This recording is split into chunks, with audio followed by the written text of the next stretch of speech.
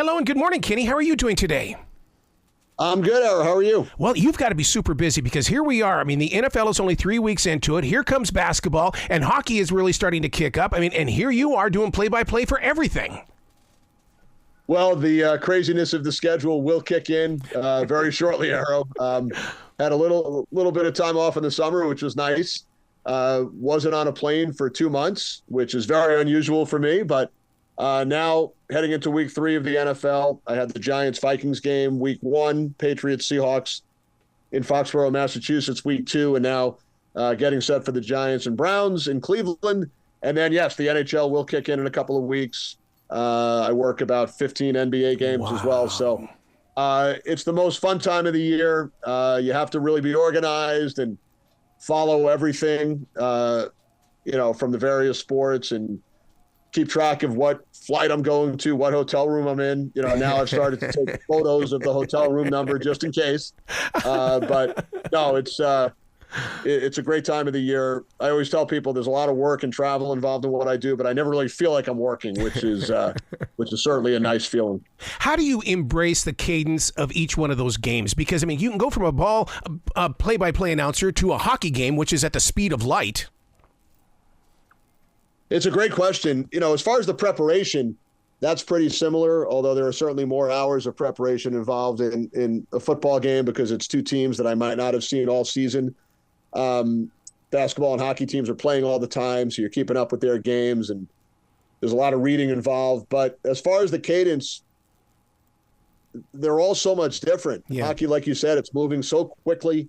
And I do hockey on both TV and the radio, so radio is even faster because you have to be so descriptive and give the score and time a lot more than you have to on television.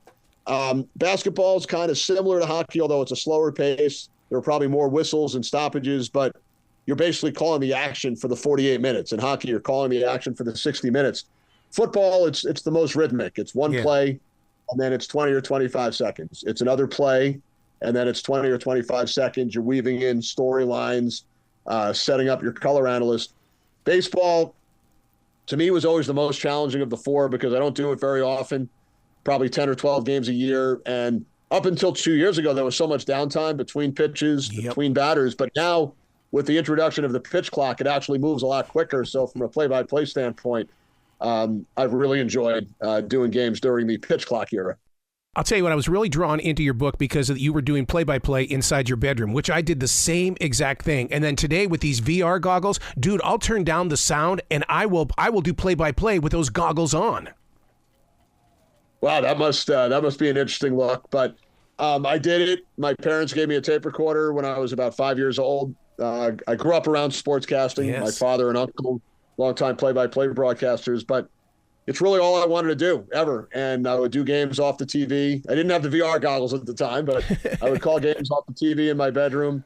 When I was old enough, I would start bringing the recorder to various games at Madison Square Garden or Shea Stadium, and was real fortunate in high school.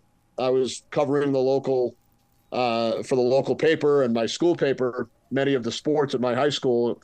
And out of the blue, a small cable station showed up, and they had 2 cameras and a little production van, and that was it. Wow. And they needed an announcer, and I volunteered. They clipped a mic on my shirt and sat in the second row. The people around me probably thought I was talking to myself and called that game and met with the producer after the game, and he gave me the opportunity to work about 75 to 100 sporting events over the next 3 years. So that was invaluable experience at that age.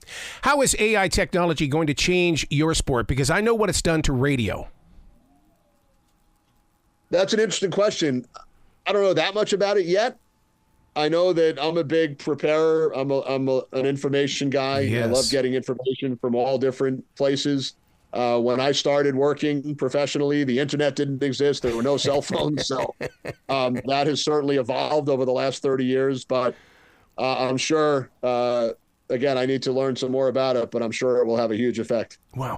Is it difficult to walk into each one of those booths? Because, I mean, each booth has its own personality. How do you adjust yourself? Whenever I'm asked about my favorite stadiums or arenas, to me, the number one factor is what's the location of the broadcast booth? Yeah. How well can we see the field or the ice or the court? So that's a big part of it. Some of them might be smaller than others. For football, obviously, you hope to be right on the 50-yard line, and that's where most of the television booths are. Some of the radio booths, they're either in the corner or on the 10 or 20-yard line, so that could be a challenge. For hockey, oftentimes we're way up in a press box, and you might not see the numbers as well on the jerseys. You don't feel like you're as into the game as much as if you're about halfway down. And in about half the arenas, we're lucky enough to have a really good location somewhere in the lower bowl or in the middle of the arena, but that's a major factor as far as doing our jobs well. Well, thanks for giving us your personality and giving yourself permission to be so creative with your love for sports, dude. Thanks, Sarah. Really appreciate it, and hope to chat again soon. You bet. You be brilliant today, okay? You too. Thanks.